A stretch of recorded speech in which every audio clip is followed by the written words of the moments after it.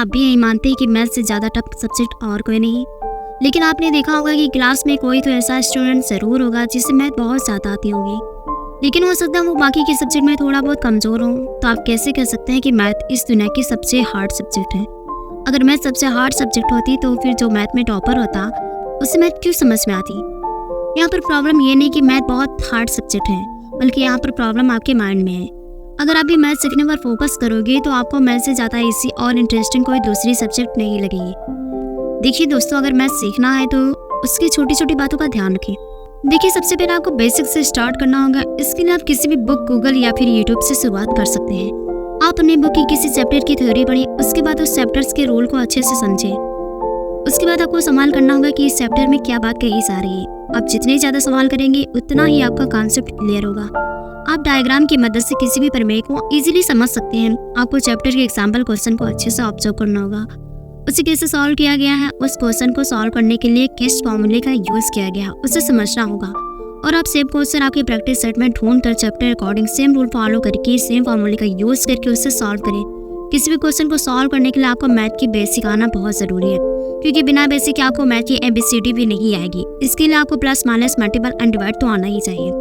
आपको कम से कम 20 तक टेबल आना बहुत ज़रूरी है। आपको छोटी छोटी क्लासेस के जो बेसिक फॉर्मूले हैं जैसे स्क्वायर एंड क्यूब जितना ज़्यादा याद कर सकते हैं याद करना होगा। क्षेत्रमिति, त्रिकोणमिति, motion and wave, profit loss, algebra, geometry के फॉर्मूले को अच्छे से याद होना चाहिए। इसलिए आप सभी फार्मूलाज को लिख कर अपने कमरे की दीवारों पर चिपका लें, ताकि नजर पड़ते ही आप उनके रिवाइज कर सकें। अगर आपको ये सब आते हैं तो आपकी मैथ की 50% प्रॉब्लम सॉल्व होगी। इसके अलावा आप हर दिन 10 से 15 क्वेश्चन को जरूर सॉल्व करें। इससे आपकी अच्छी प्रैक्टिस हो जाएगी और आप इसे 1 मंथ भी ट्राई करते हैं तो देखना इससे आपकी मैथ में काफ़ी अच्छी इंप्रूवमेंट्स होगी। देखिए, मैथ आपको इसीलिए डर लग रहा है क्योंकि मैथ में आपको कुछ समझ में नहीं आता, लेकिन अगर आपको मैथ जरा से भी समझ में आने लगे तो देखना आपको मैथ इतनी ज़्यादा पसंद आने लगेगी कि मैथ आपका फेवरेट सब्जेक्ट बन जाएगा, क्योंकि सारी मैथ फॉर्मूले पर बेस्ड है।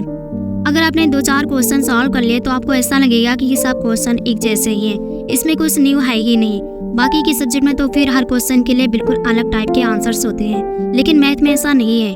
बस उसमें सेम क्वेश्चन को घुमा फिरा कर पूछा जाता है, जिसमें आपको थोड़ा सा खुद का दिमाग लगाना होता है। मैथ में जो सबसे इम्पोर्टेंट और जो सबसे बड़ी गलती आपको भूल कर भी नहीं करनी चाहिए वो है रट्टा मारना, क्योंकि हो सकता है किसी दूसरी सब्जेक्ट में आप रट्टा मारकर पास हो जाओ, लेकिन अगर मैथ में ऐसा किया तो आपका फेल होना तय है। क्योंकि अगर रट कर एग्जाम देने गए और कहीं 2 की जगह 4 लिख कर आए तो फिर आप जाने और आपका काम।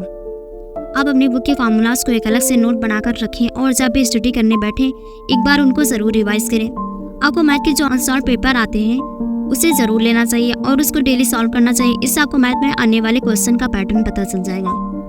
अगर कोई क्वेश्चन समझ में नहीं आ रहा तो उससे आप टीचर की हेल्प ले सकते हैं और पता करें कि आपसे कहाँ गलती हो रही थी।